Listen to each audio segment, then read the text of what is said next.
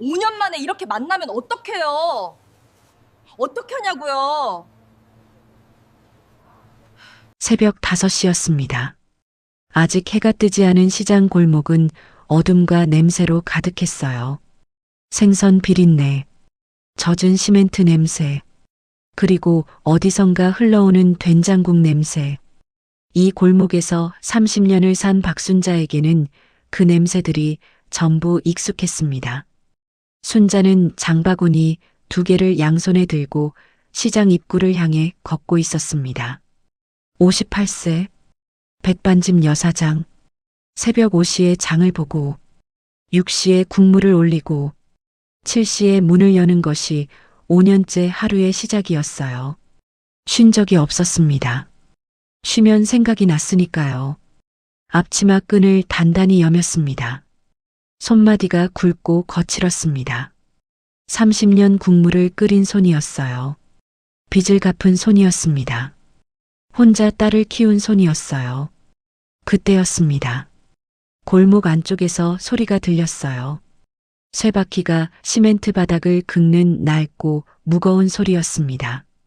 손수레를 끄는 남자가 보였습니다. 구겨진 점퍼, 낡은 장갑, 등이 약간 굽어 있었어요. 순자는 처음엔 그냥 지나치려 했습니다. 그런데 발이 떨어지지 않았어요. 실루엣이었습니다. 어깨의 각도, 손수레를 미는 방식, 고개를 약간 오른쪽으로 기울이는 버릇. 어딘가 너무 익숙했어요. 남자가 박스더미 앞에서 멈췄습니다. 허리를 숙였어요. 그 순간 가로등 불빛이 그의 얼굴을 정확히 비췄습니다. 순자의 손에서 장바구니가 떨어졌어요. 쿵! 채소들이 바닥으로 굴러나왔습니다. 순자는 죽지 않았어요. 죽지 못했습니다. 이정수였습니다. 5년 전 하루아침에 사라진 전 남편. 동네 사람들이 도망갔다고 손가락질하던 그 남자. 가게 돈 때문에 순자가 빚쟁이 소리를 들어야 했던 그 남자가 지금 새벽 골목에서 폐박스를 손수레에 싣고 있었습니다. 순자의 가슴 안쪽에서 뭔가가 끓어올랐어요. 분노였습니다. 5년 동안 이를 악물고 눌러온 분노가 한꺼번에 치밀어 오르는 느낌이었어요. 빚쟁이한테 시달린 것도, 동네 사람들 눈치를 본 것도, 혼자 새벽마다 국물을 끓이면서 이를 악문 것도 전부 저 남자 때문이었습니다. 그런데 순자의 눈이 가늘어졌어요. 돈을 들고 도망간 사람이 왜 저렇게 초라한 걸까요? 헐렁한 점퍼, 닳고 다른 손수레 바퀴, 굳은 살이 겹겹이 박힌 손등. 하루 이틀이 아니라 몇 년을 이 일을 해온 사람의 손이었어요. 분노 뒤에서 이름 붙이기 어려운 감각이 스멀스멀 올라왔어요. 순자는 그것을 눌렀습니다. 바로 그때였어요. 정수가 고개를 들었습니다. 두 사람의 눈이 마주쳤어요. 찰나였습니다. 그러나 그 찰나에 담긴 것은 5년이었어요. 정수의 눈에서 여러 가지가 한꺼번에 스쳤습니다. 놀람, 당혹, 그리고 말로 옮길 수 없는 5년치 무게. 정수가 먼저 고개를 숙였습니다. 손수레를 다시 밀기 시작했어요. 아무 말도 하지 않고 천천히 골목 안쪽으로 사라졌습니다. 순자는 그 자리에 서 있었어요. 정수의 뒷모습이 사라진 골목 입구만 바라봤습니다. 손이 떨렸어요. 분노 때문인지, 다른 무언가 때문인지, 순자는 알 수 없었습니다. 천천히 허리를 숙였습니다. 바닥에 채소들을 하나씩 주워 장바구니에 담았어요. 몸이 움직이면 마음은 따라오게 되어 있었습니다. 그런데 오늘 아침은 마음이 따라오지 않았어요. 도망간 사람의 손이 저럴 수 있을까요? 그 생각을 장바구니 맨 아래에 꾹꾹 눌러 담았습니다. 새벽 시장 골목에 순자의 발걸음 소리가 울렸습니다. 발걸음은 같은데 그 안이 달랐어요. 5년 동안 단단하게 굳어있던 무언가가 새벽 골목 가로등 아래에서 아주 조금 흔들리기 시작했으니까요. 백반집 문을 여는 건 언제나 순자 혼자였습니다. 새벽 6시 국물을 올리고 반찬을 내고 밥솥을 켜고 손이 먼저 움직이면 머리는 비워졌어요. 5년 동안 그렇게 버텼습니다. 그런데 국자를 잡는 손이 멈췄습니다. 골목 가로등 아래 구겨진 점퍼, 굳은 살 박힌 손, 눌러놨던 장면이 국물 냄새 사이로 다시 올라왔어요. 순자는 국자를 세게 저었습니다.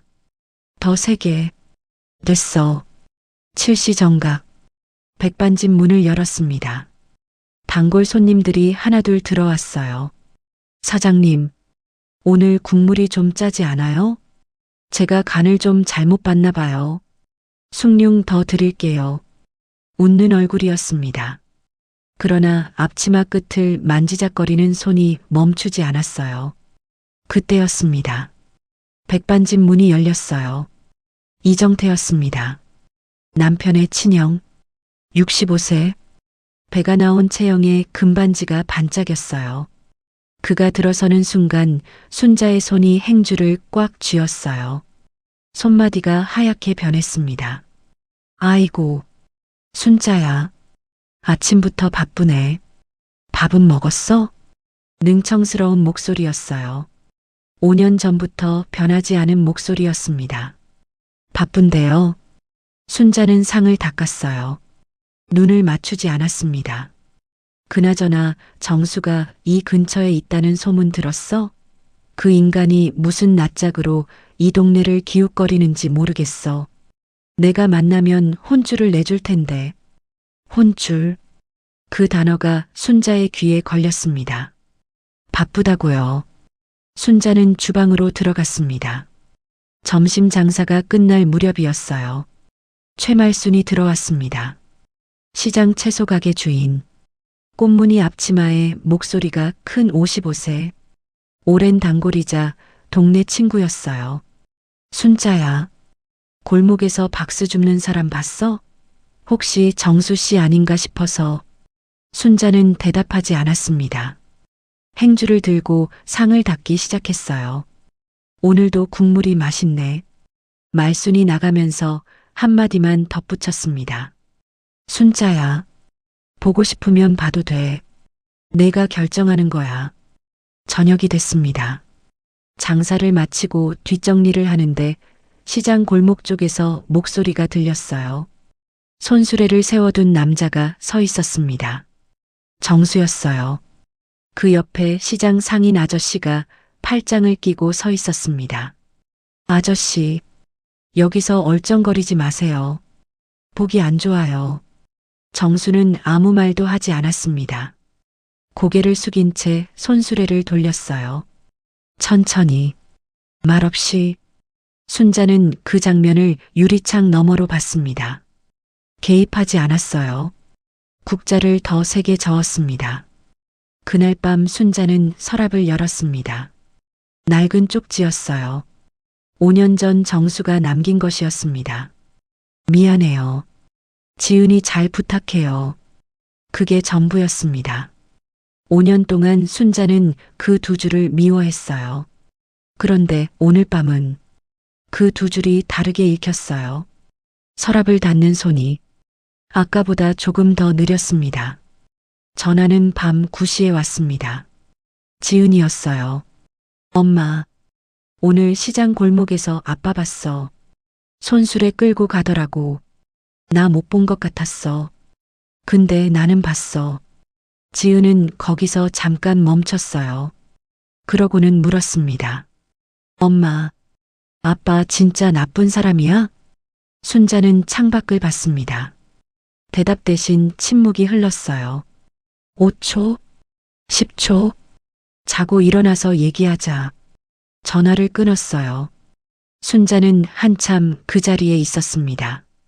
지은의 가방에 달린 열쇠고리가 머릿속에 떠올랐어요.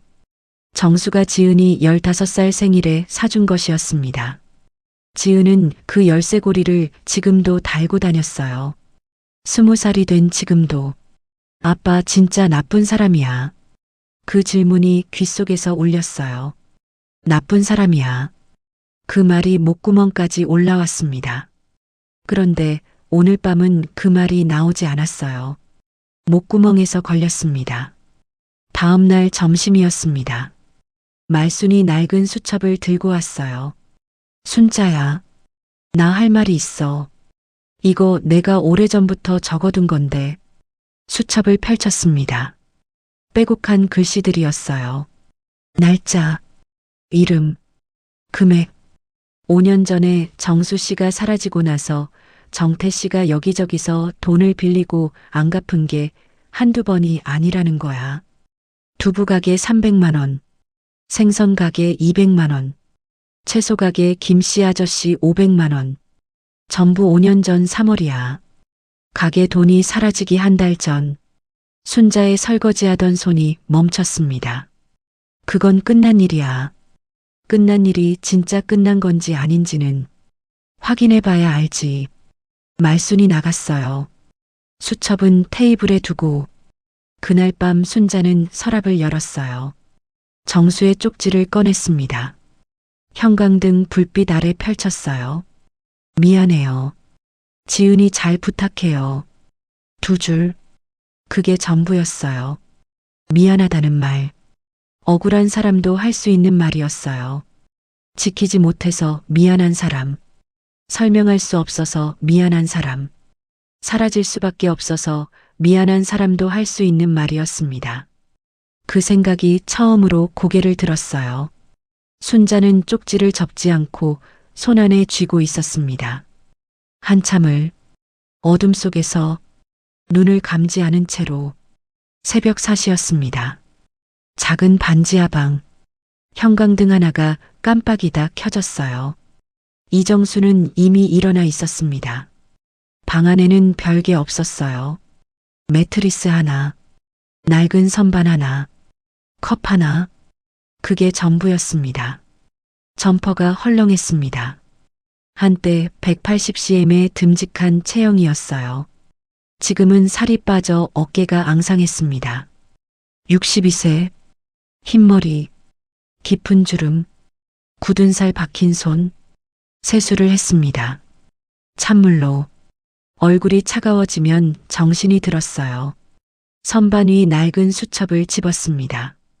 앞으로 30일. 정수는 그 숫자를 봤습니다. 한참 30일이었어요. 5년을 버텼는데 이제 30일이 남았습니다. 손수레를 끌고 나섰어요. 달그락달그락. 바퀴가 바닥을 긁는 소리가 골목을 채웠습니다. 3번째 골목이었습니다. 정수의 발걸음이 미세하게 느려졌어요. 지은이 다니는 대학교 앞이었습니다. 기숙사 건물이 보였어요. 새벽 4시 반.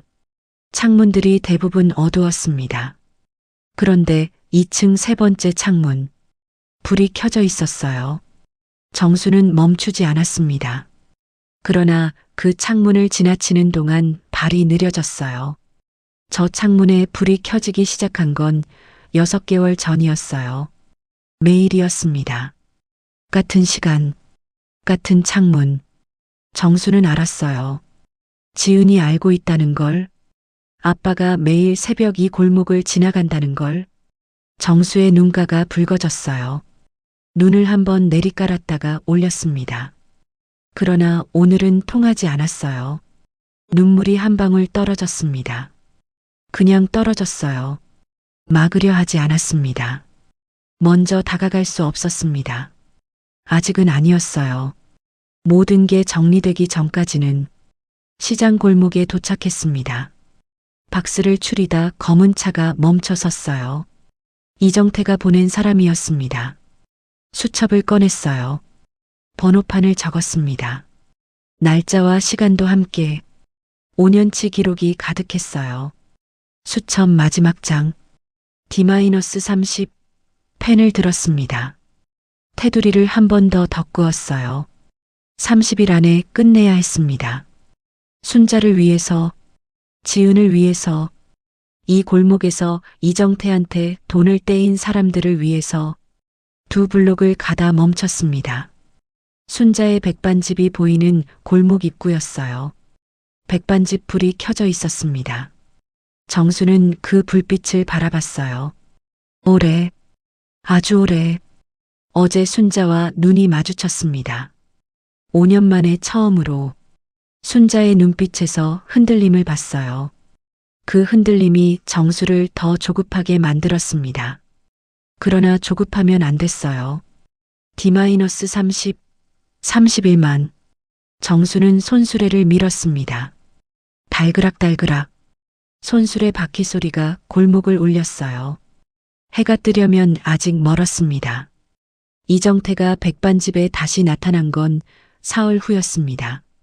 점심 장사가 막 끝난 시간이었어요. 순자 혼자 테이블을 닦고 있었습니다.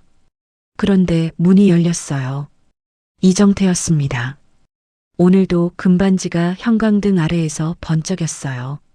손에 서류 봉투를 들고 있었습니다. 순자의 손이 행주를 꽉 쥐었어요.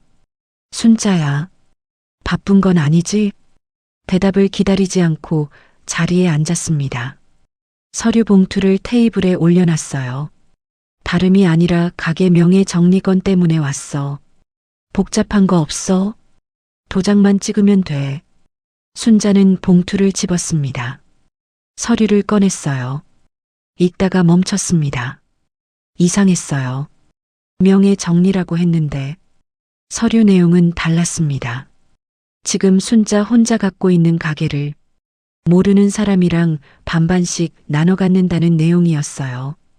가게 절반을 남한테 넘기는 거였습니다. 이게 명예 정리예요? 이정태의 입꼬리가 잠깐 굳었어요. 그러나 바로 웃음을 회복했습니다. 금반지를 만지작거렸어요. 복잡해 보여도 그냥 형식적인 거야. 그냥 도장만 찍으면 돼.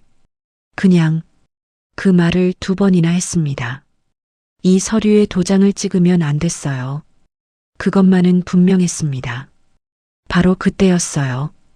백반집 구석에서 말순이 나왔습니다. 이정태는 말순이 있는 줄 몰랐던 것 같았어요. 얼굴이 잠깐 굳었습니다. 말순은 아무렇지 않게 물을 마셨어요.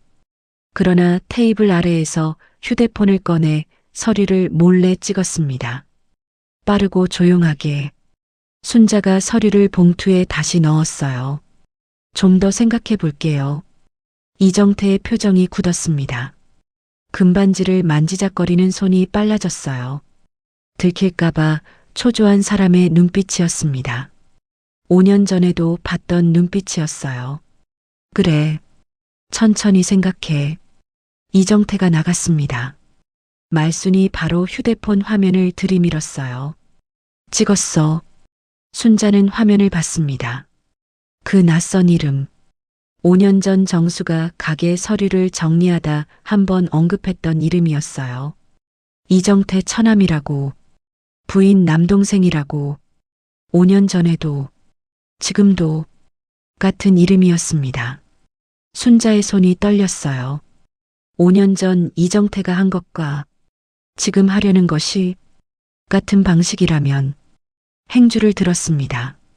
이미 깨끗한 테이블을 닦기 시작했어요. 손이라도 움직여야 머릿속이 너무 빠르게 돌아가는 걸 막을 수 있었으니까요. 순자야, 저 사람 조심해야 해. 그리고 내일 법무사한테 같이 가보자. 행주가 테이블 위에서 천천히 멈췄어요. 순자가 먼저 찾아갔습니다. 새벽장을 보고 돌아오는 길이었어요.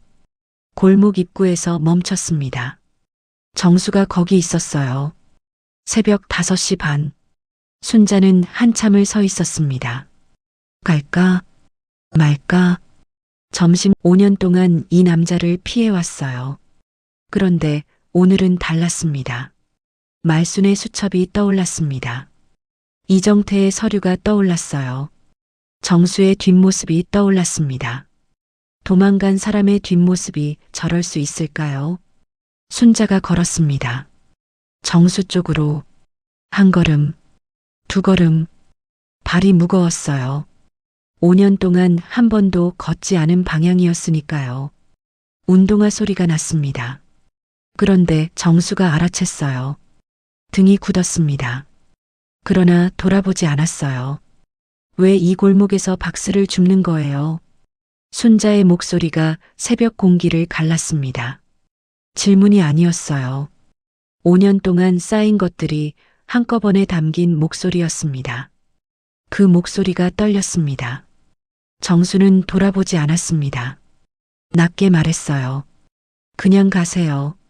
네 글자였습니다. 그 네 글자가 새벽 골목에 떨어지는 순간 순자의 가슴 안에서 뭔가가 끊어지는 소리가 났어요. 그 익숙함이 순자의 가슴을 더 아프게 했습니다. 순자의 손이 손수레를 잡았어요. 지은이가 당신을 봤어요. 그 한마디에 정수의 손이 손수레 손잡이를 더 꽉 쥐었습니다. 정수가 낮게 물었어요. 잘 있죠? 쉰 목소리였습니다. 5년 만에 딸 이름을 입 밖에 낸 목소리였어요. 그 참음이 세 글자 안에 다 들어 있었습니다. 왜 이렇게 사는 거예요? 당신이 가져간 돈이 있잖아요. 왜 여기서 박스를 줍고 있는 거예요? 왜 이 골목이에요? 말이 쏟아졌습니다. 5년 동안 하지 못했던 말들이 한꺼번에 나왔어요. 정수가 천천히 고개를 돌렸습니다. 순자와 눈이 마주쳤어요. 5년의 세월이 그의 얼굴에 새겨져 있었습니다. 그러나 그 눈빛만은 달랐어요. 흔들리지 않았습니다. 그냥 봤어요. 순자를. 정수가 쓸쓸하게 웃었어요. 슬픔이 담긴 웃음이었습니다. 체념이 담긴 웃음이었어요. 가져간 돈이 없으니까요. 낮고 느린 목소리였어요. 변명이 아니었습니다. 그냥 사실을 말하는 목소리였어요. 5년 동안 믿어온 것들이 저 말 한마디에 조금씩 흔들렸습니다. 벽에 작은 금이 가는 것처럼 새벽 이슬이 박스 위로 내려앉기 시작했어요. 정수가 다시 손수레를 밀었습니다. 골목 안으로 사라졌어요. 순자는 그 자리에 서 있었습니다. 손수레 아래에 낡은 봉투가 끼워져 있다는 걸 봤어요. 비에 젖었다 마른 흔적이 있었습니다. 오래 품고 다닌 물건이었어요. 가져간 돈이 없으니까요. 그 말이 새벽 공기 속에서 자꾸만 울렸습니다. 순자는 걸으면서 자꾸 뒤를 돌아봤습니다. 정수가 사라진 골목을 한 번, 두 번, 세 번, 5년 동안 한 번도 뒤를 돌아보지 않았는데 말순이 백반집으로 달려온 건 다음 날 오전이었습니다. 숨이 차 있었어요.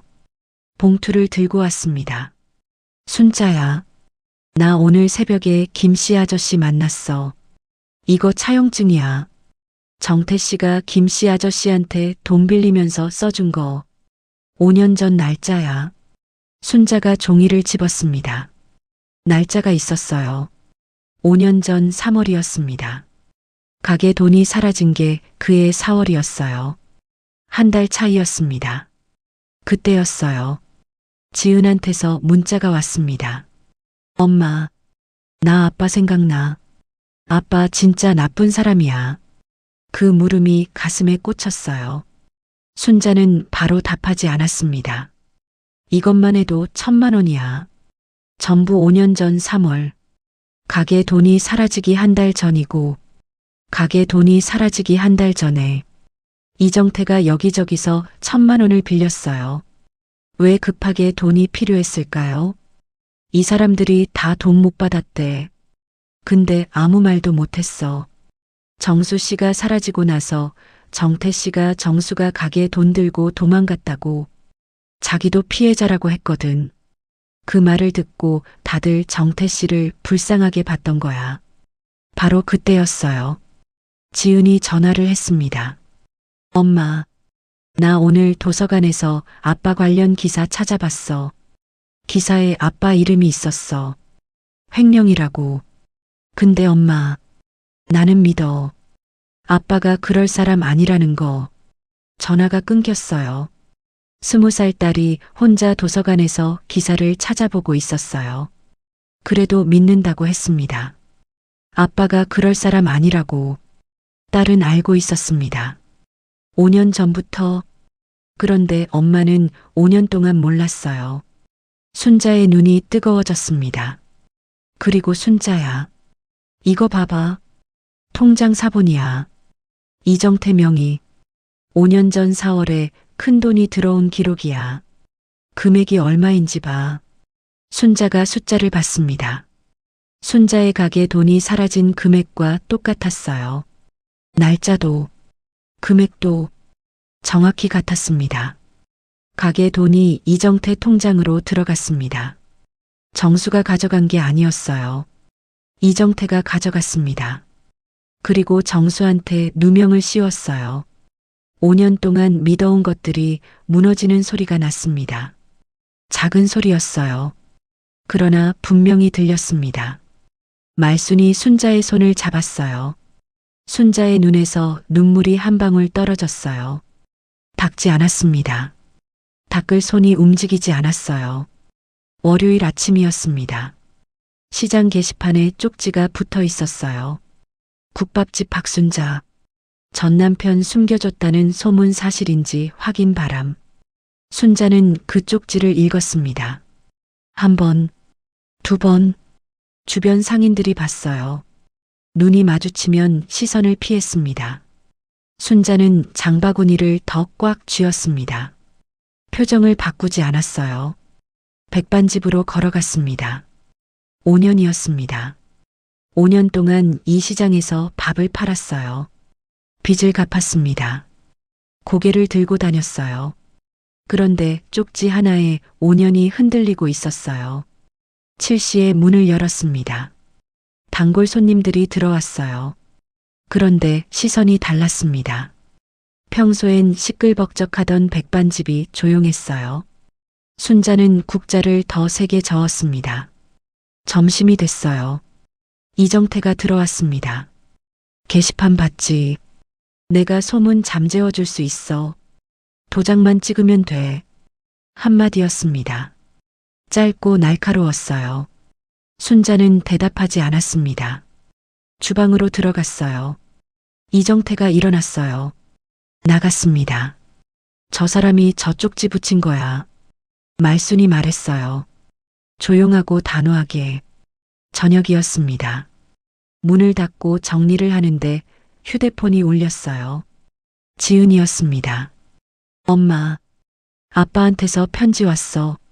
엄마한테 전해달래. 사진이 왔어요. 정수의 글씨였습니다.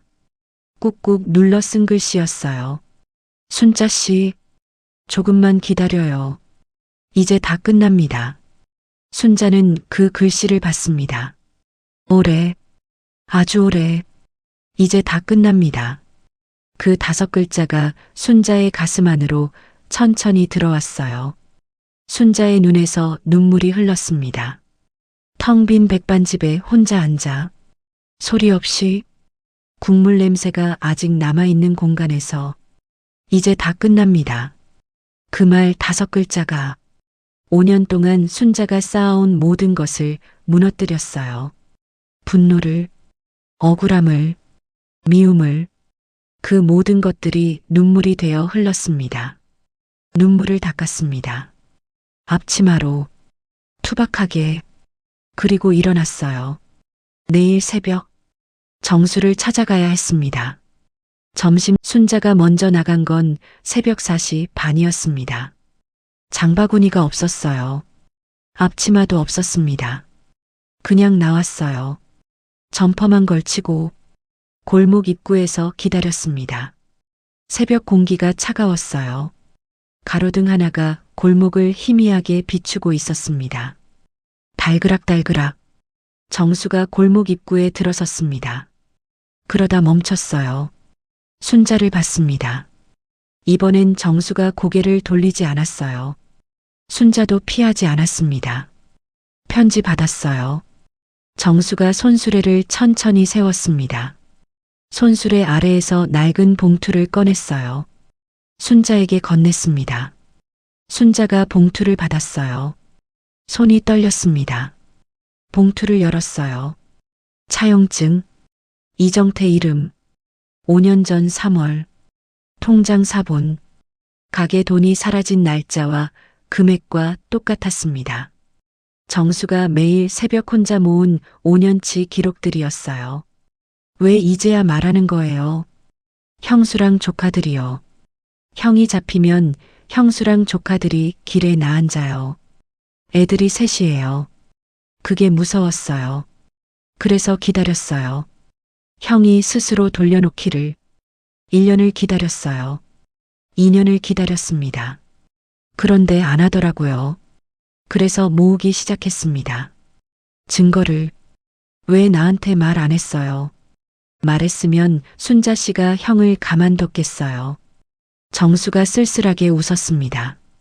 그 웃음이 대답이었어요. 순자는 알았습니다. 지은이 곁에 있어줘서 고마워요.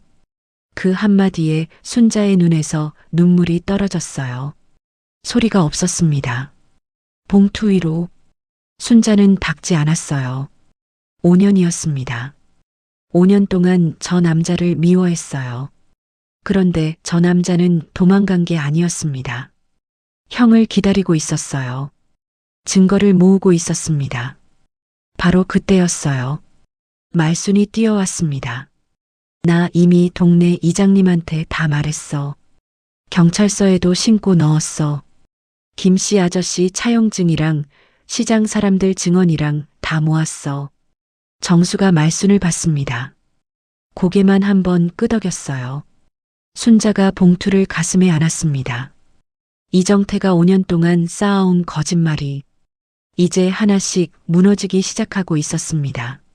시장 상인회 아침 모임은 매주 화요일이었습니다. 7시 반. 시장 안쪽 작은 회의실이었어요. 순자가 제일 먼저 도착했습니다. 테이블 위에 봉투를 올려놨어요. 정수가 건넨 봉투였습니다. 말순이 모아온 차용증들도 꺼냈어요. 날짜 순서대로, 금액 순서대로. 손이 떨리지 않았습니다. 상인들이 하나둘 들어왔습니다. 그리고 마지막으로 이정태가 들어왔어요. 순자를 향해 걸어왔습니다. 손을 내밀었어요. 순자야, 오늘은 무슨 일이야?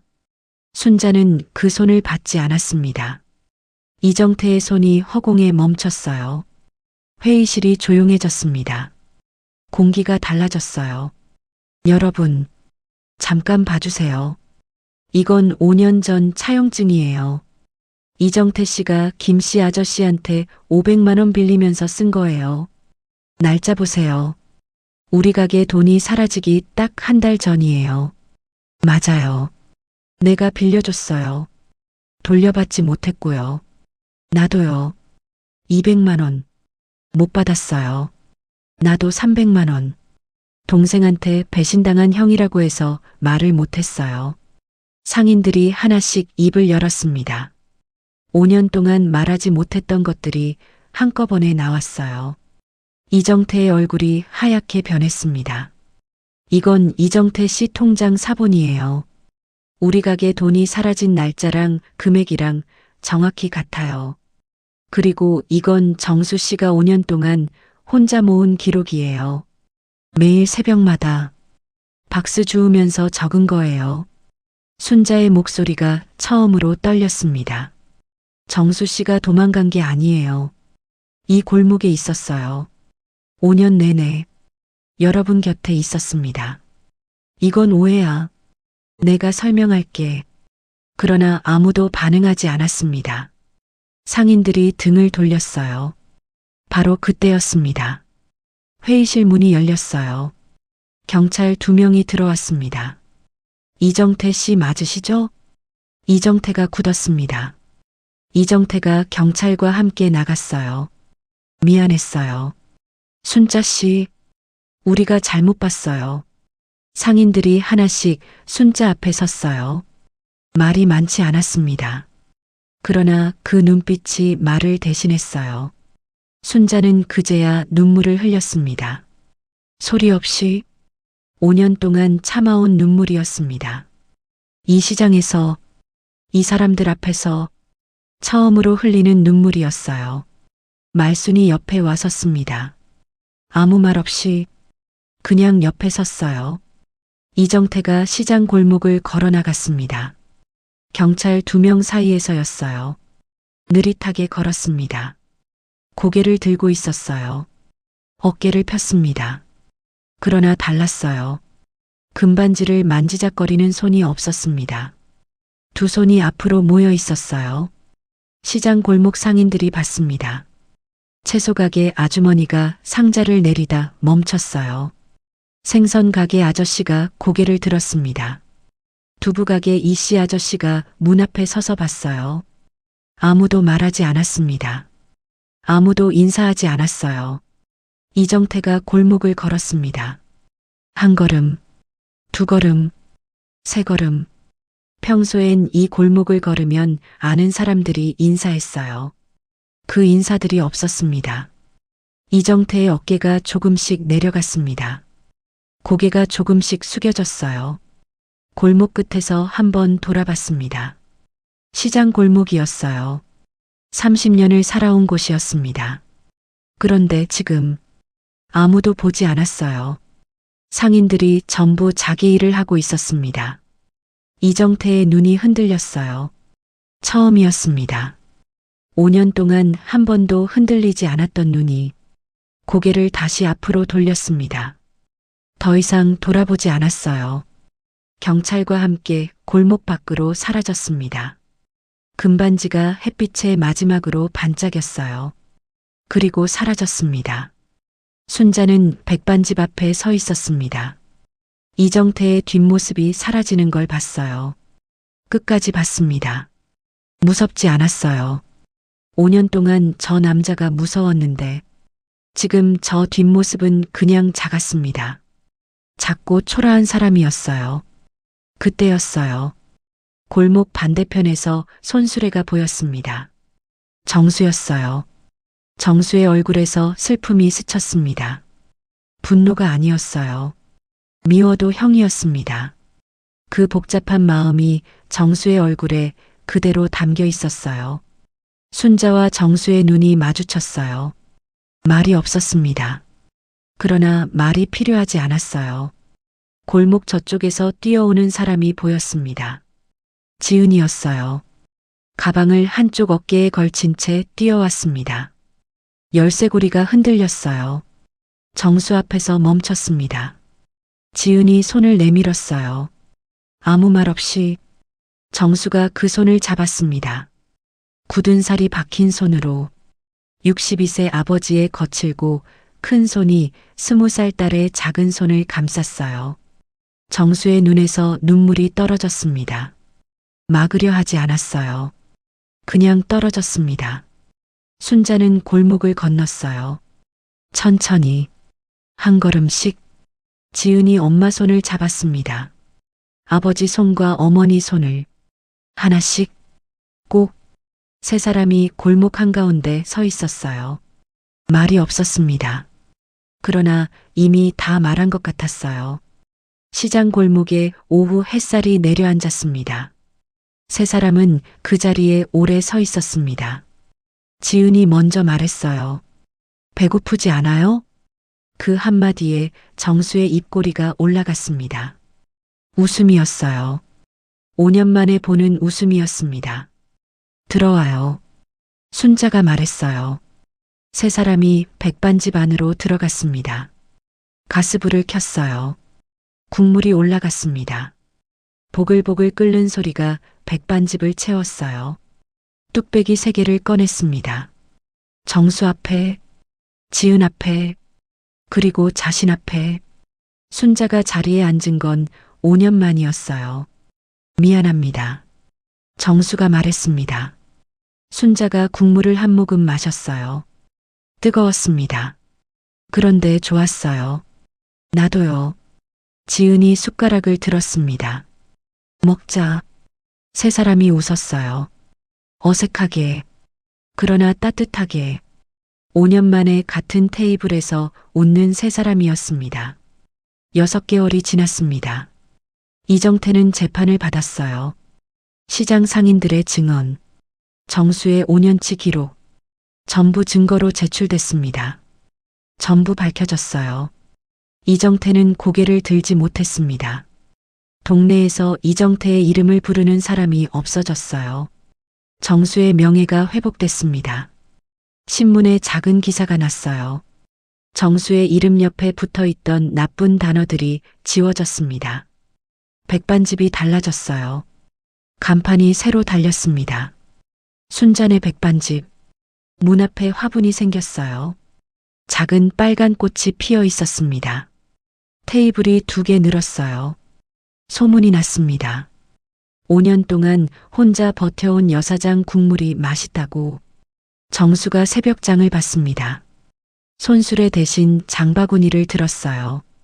정수 씨, 오늘도 일찍 나오셨네요.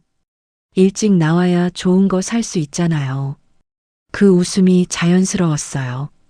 5년 만에 자연스럽게 웃었습니다. 말순이 매일 아침 첫 손님으로 왔어요. 오늘 국물 뭐야? 된장찌개요. 어제도 된장찌개였잖아. 맛있으니까요. 말순이 웃었습니다. 순자도 웃었어요.